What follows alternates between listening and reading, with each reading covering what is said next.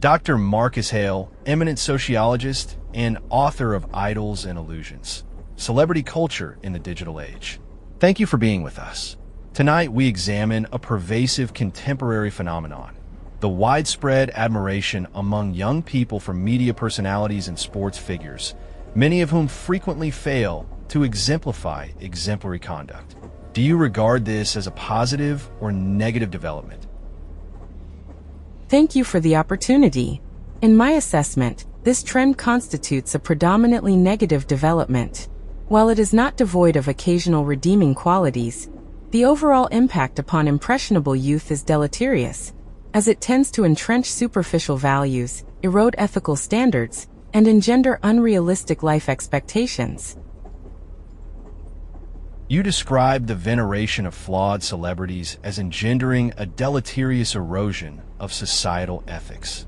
Could you elaborate on the mechanisms at work?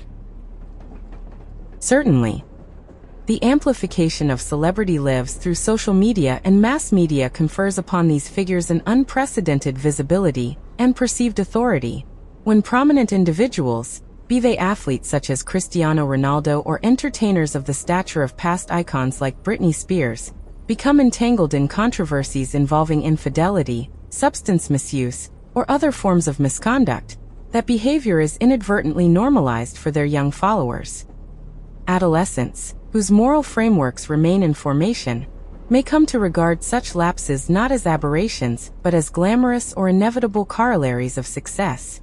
From my observations in educational and community settings, I have repeatedly witnessed teenagers replicating the ostentatious consumption and performative lifestyles promoted by influencers, often elevating material extravagance above integrity, diligence, or humility.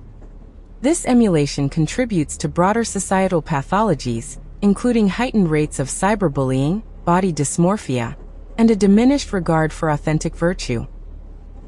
You further argue that this idolatry fosters disillusionment and misaligned priorities. In what ways does it manifest? Precisely.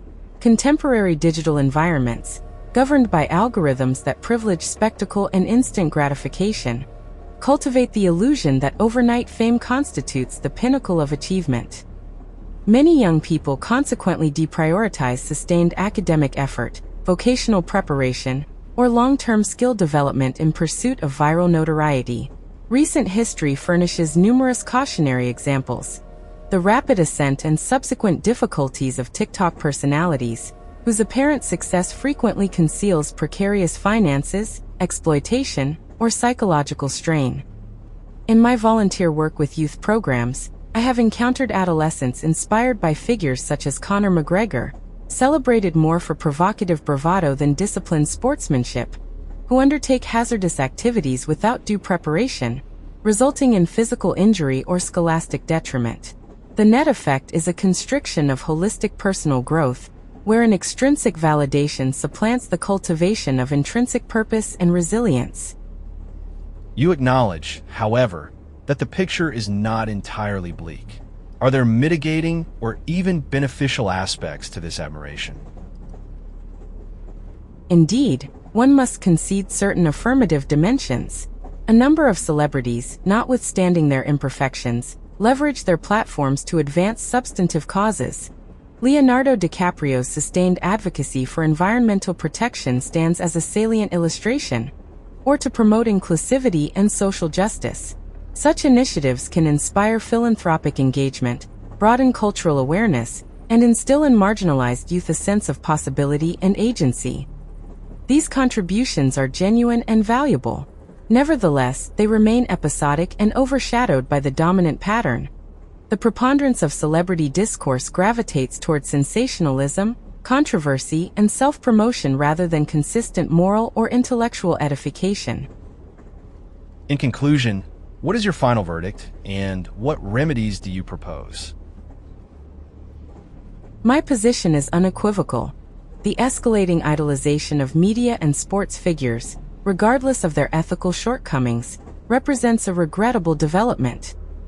It corrodes foundational ethical principles and distorts the aspirations of an entire generation. The sporadic inspirational benefits, while real, are insufficient to counterbalance the pervasive negatives, behavioral mimicry, aspirational misalignment, and the prioritization of appearance over substance. Effective countermeasures are therefore essential.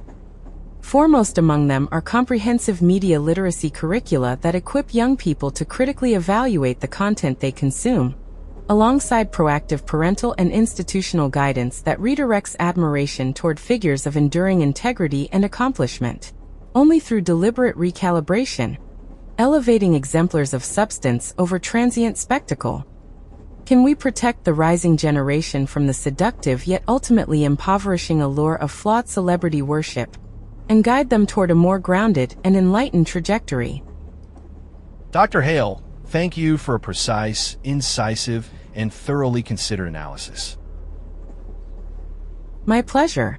The stakes for our youth, and thus for society itself, could scarcely be higher.